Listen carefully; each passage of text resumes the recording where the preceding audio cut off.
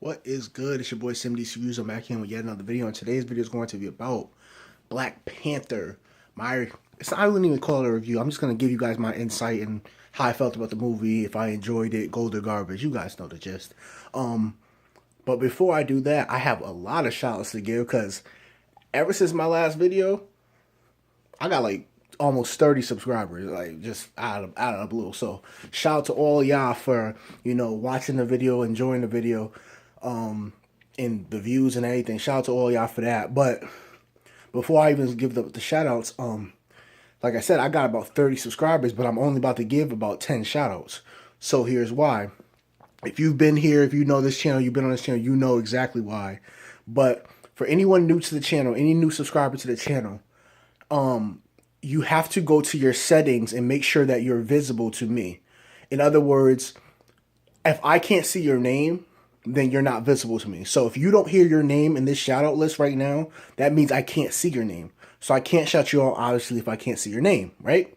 So if you want to shout out next week during the Dragon Ball Super review, all you gotta do is go to your settings and make sure that you're visible to me. There should be like something in the settings that says subscription visible or something like that. Something like that in the settings. You gotta make it visible. And once you make it visible, then I will see on my list. I'll see on my list of subscribers, and I'll put you guys down for a shout out. But without further ado, let me get into the shout outs. Shout out to KC Johnson, Kino the Absolute Game Freak, OG Knowledge, Beyonder TV, Nicholas Morton, Dominique, It's Septic Fox, That Seth Rollins Guy, TYK Band 16, and Deathstroke. Welcome to the SimDCsReviews family. I hope you continue to come back and enjoy my content. Like I've said to every other subscriber on this channel, y'all are not subscribers. Y'all are family members. You officially have 186 brothers and sisters, and this is a community that usually don't keep it, that keeps it real, that always, usually keeps it cordial. Some people come from other places and try to talk trash, and whenever that happens, I always protect you guys as my subscribers. So welcome to SimDCsReviews family. Hope you enjoy the content. Hope you come back watching, listening for more. So let's talk about the Black Panther. Now, I'll admit, if you know me, you know this channel, you've been here for a while, you know that Black Panther is my third favorite comic book character of all time. Sometimes he jumps to second, sometimes he goes back down to third, but the gist is this: Batman, Gabriel Summers, aka Vulcan, who is Cyclops from X-Men, his baby brother, and then T'Challa, Black Panther. So those are my three favorite comic book characters of all time, by far. And like I said, sometimes Black Panther goes up, depending on if I read something really good for Black Panther. Right now, based on the movie, Black Panther has jumped to second because this is obviously the most recent form of media that Black Panther has had, and I really enjoyed the movie. So 100% I'm giving this a gold infused with vibranium.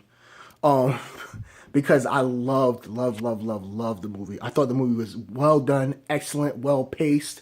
I love the fact that only about 2 or 3 scenes were actually shot in America. Everything else was shot in Africa or Korea, and I enjoyed that. I love the fact that that was happening. They took a different view. It made it seem like it was its own movie. It wasn't, oh, Black Panther part of the Marvel universe. You didn't see Captain America pop up. You didn't see Iron Man pop up. Now, we saw Bucky at the end. Also, this is going to be a spoiler review. I'm sorry if I didn't tell y'all that. It's going to be in the title anyway, so it doesn't matter. But we saw Bucky at the end. But outside of that, the only outsiders in this movie was Claw and Everett Ross. That's it. Everyone else was in Wakanda. It was about Wakanda, and it showed you the technological genius that Wakanda is. Because I don't think people really understood how advanced Wakanda was, because I know a lot of people don't read the Black Panther comics. But if you read the Black Panther comics, you'll know that Wakanda is OD. It's OD. Also, what was I gonna say?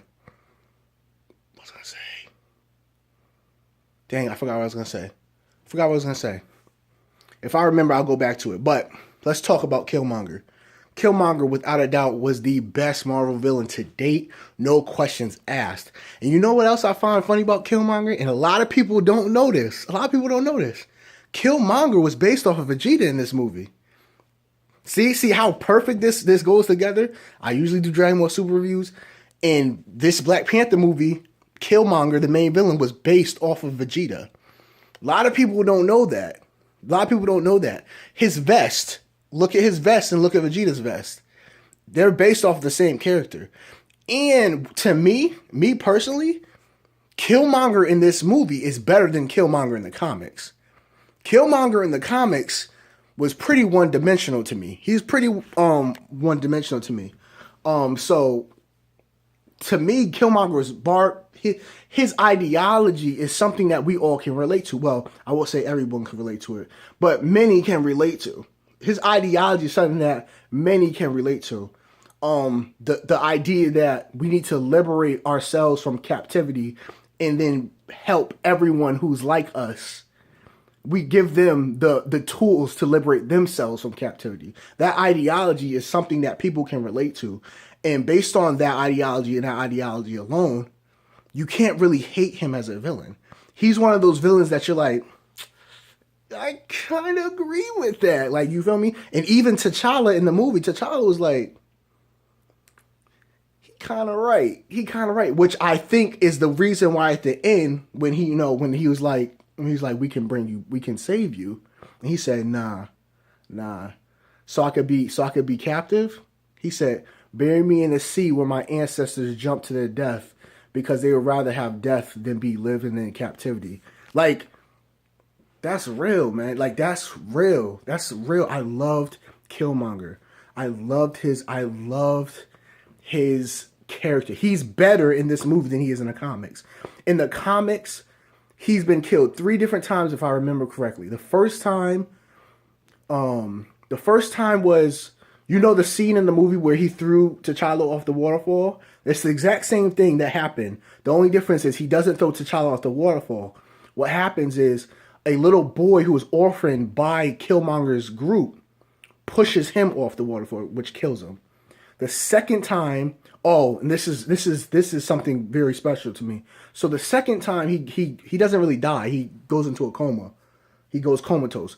So the second time, what happens is the difference between the comics and the movies is in the comics, Killmonger's not related to T'Challa.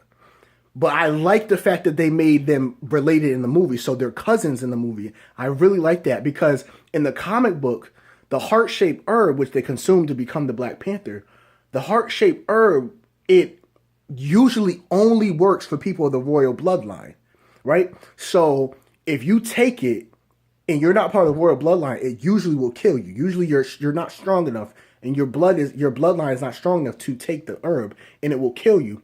Which is why in the comic books he ingested the herb and it made him comatose. He couldn't take it, but since he's his cousin in the movie, he can take it, and it actually worked on him. He became the Black Panther for a while. So I really like how they changed that up. Also in the comics, he's from Harlem, not Oakland.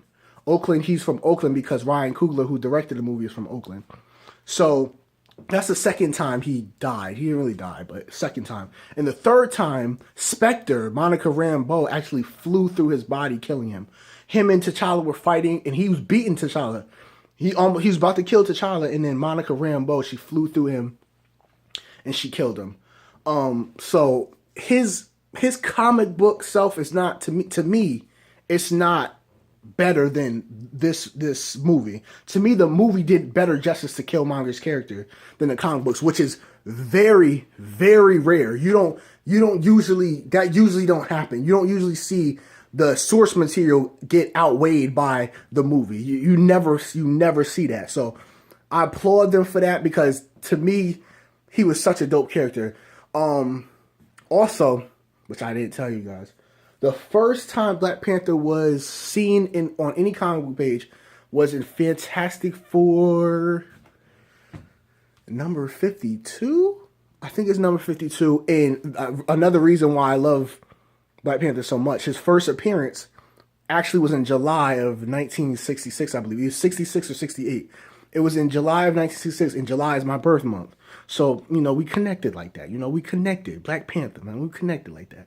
But anyway, so that's another reason why I love Black Panther so much. Also, not to mention that him and Bruce Wayne are basically the same exact character. Just a black version of Bruce Wayne. Like, let's be real. They're pretty much the exact same character. So Batman being my #1 favorite comic book character of all time, and then T'Challa basically being a direct clone of Bruce Wayne just from an African perspective. That's pretty much a done deal for me. Why I love Black Panther, and not to mention he's a black superhero. I mean, I'm a brother, so you know what I mean. So why not love him? But yeah. So and I know what y'all gonna ask. I know what y'all gonna probably ask in the comment section. Who would win, Batman or Black Panther? Here's the thing about it. Here's the thing. It depends on the suit. So I would say split even down the middle if they're wearing regular suits. If they're wearing regular suits, just Batman's wearing his regular suit and T'Challa's wearing his Black Panther suit, I would say split even down the middle. And here's why. Because the first time, T'Challa would win the first fight. Because he's superpower, super speed, all that stuff, right? So he would win the first fight against Batman. But Bruce would then, prep. With prep, Bruce is unstoppable. He would then prepare for the second time. And I think it would go back and forth because remember, T'Challa is also a super genius as well. So I think it would just go prep. And I think it would be an even 5-5. But, excuse me. But, if Batman is wearing a certain suits, he's gonna destroy T'Challa. He's gonna destroy T'Challa, straight up. And that's not me being biased because I love Batman, but again, T'Challa is right now my second favorite comic book character of all time. It's not like Batman's like 500 steps ahead and then T'Challa. No, it's like more like Batman's maybe like 4 steps ahead. So I'm very completely unbiased in this situation. If Batman wears the Hellbat, no chance. Batman wears the Justice Buster, no chance. T'Challa has absolutely no chance versus either one of them. And I know people who are Black Panther fans that may watch this video and comment down in the comment section. I know what they're going to probably say. But what if T'Challa has the Infinity Gauntlet? Because T'Challa does wield the Infinity Gauntlet in the comics, which I'm pretty sure probably will happen in Infinity War. Because what I think will happen is, I think he's going to lose the majority of his kingdom. I think Thanos is going to kill like almost everyone from Wakanda. And I think he'll get his hands on the Infinity Gauntlet and he will wield it in the Infinity War. So I think that's what's going to happen, but obviously we don't know. Infinity War comes out in May. But anyway, so he has wielded the Infinity Gauntlet before. And I know people are going to say, well, if he has that, then Batman stands no chance. Wrong. Here's why. Remember, when they did the Marvel DC crossover against Marvel versus DC, when Darkseid came across Thanos, he picked up the Infinity Gauntlet, looked at it like, what's this garbage, and threw it. That's how powerful Darkseid is. Now, let me remind you, in Robin Rises comic book arc, when Bruce went to Apokolips to bring back Robin from the dead, because obviously Damian was killed by the heretic. When he went to bring back Robin, he put Darkseid on his behind. The Hellbat was whooping Darkseid, made Darkseid bleed, dropped Darkseid. He put a whooping on Darkseid so badly that Darkseid, when it was all said and done, Darkseid said, let him go. Let him go. We don't even need to bother with him no more. Because Batman got the power he needed from the Omega Force, and he left. He like, all right, I got what I need. Let's get out. And Darkseid, let him go. We don't need to worry about it. Let him go. He put a whooping on Darkseid. He dropped him. Darkseid thought the Omega Beams was going to do something to Batman. He absorbed it and shot it right back at him. Knocked him to the ground. So I feel like even with the Infinity Gauntlet, with T'Challa, I feel like Batman still would have the upper hand just based off of that and that alone. Darkseid picked up the Infinity Gauntlet and threw it like it was nothing. He was like, what's this garbage? And just threw it. That's how powerful Darkseid is. So if Darkseid looks at the Infinity Gauntlet and deems it nothing, then and Batman was able to beat up Darkseid in the Hellbat, I feel like he probably would have the upper hand, even with T'Challa having the Infinity Gauntlet. Also, if we went for who's their most powerful selves facing each other, Batman still win. Because when Batman's the most powerful he's ever been, he's in the Morpheus chair. Mobius chair. In the Mobius chair. And if he's in the Mobius chair, he knows everything. He knows all knowledge ever in existence. So he could just ask the chair, how do I beat this guy? And the chair will tell him how to beat him. So if that see you get what I'm saying? Like, and also, like I said, the Justice Buster is meant to beat the Justice League. T'Challa's not beating the Justice League. It's just not happening.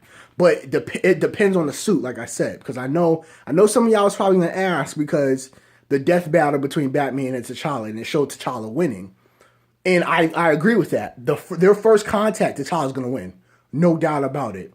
But if they first face each other the first time and they both have on their best suits, Batman's gonna win. Batman's gonna win because I don't think anyone's touching that Hellbat, and I seriously mean that. But outside of that, I know y'all was gonna ask something about there. Someone was gonna ask about Batman versus T'Challa. Someone was. But yeah, the movie, I love the movie. I thought it was excellent. I love how they did Shuri. Shuri is, oh my gosh, she's so dope, bro. In the comic book, she actually becomes the Black Panther.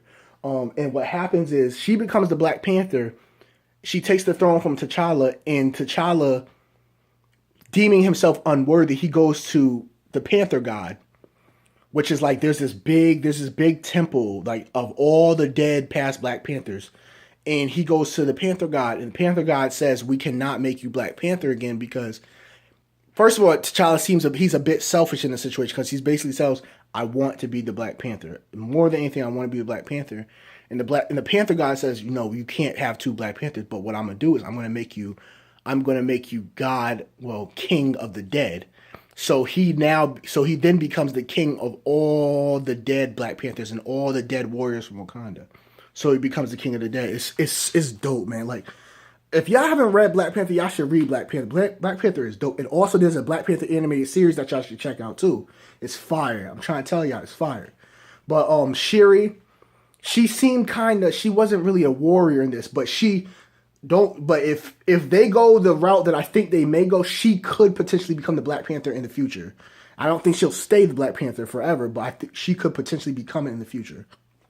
So her Okoye was fire. I love the fact that they represented women in this as warriors. It was no damsel in distress. Every woman in this movie was a warrior or had warrior skills or was a genius. It was no distress. The only one was Killmonger's girlfriend, but she got murked pretty early on. So also I was shocked that he killed Claw.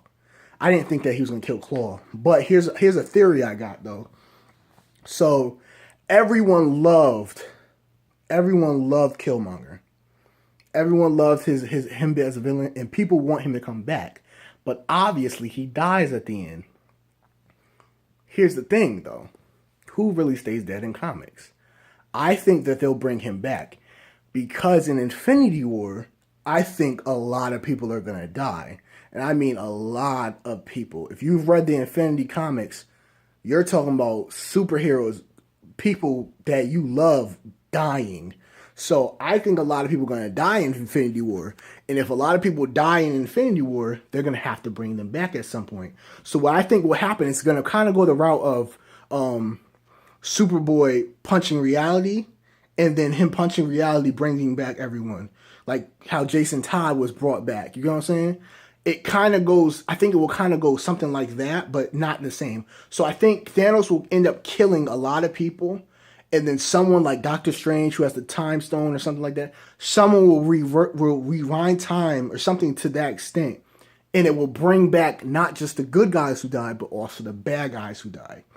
Because I truly believe that Killmonger should come back and should be a villain again, even if it's something like, I don't think he'll be a villain for an entire Black Panther movie. But even if it's something like a villain team up type thing, I would love to see him again. His character was dope. And once again, like I said, Killmonger in this movie was based off of Vegeta. So that's even more reason why I would love to see him back. And like I told you guys, to me, Killmonger in the movie was better than Killmonger in the comics. So that's incredibly rare that the source material is outdone by the movie. That's incredibly rare. But I guess that's pretty much it. Also, if y'all don't believe the whole Vegeta thing, go look it up. Go look that up.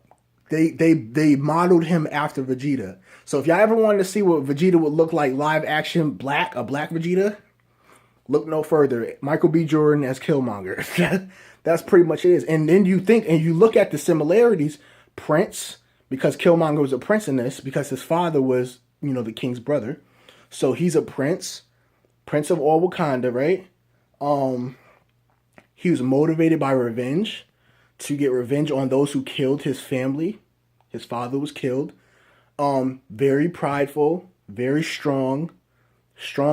Like beat the main character. Yep, because we know Vegeta has beat Goku. Yep, so throw that out there.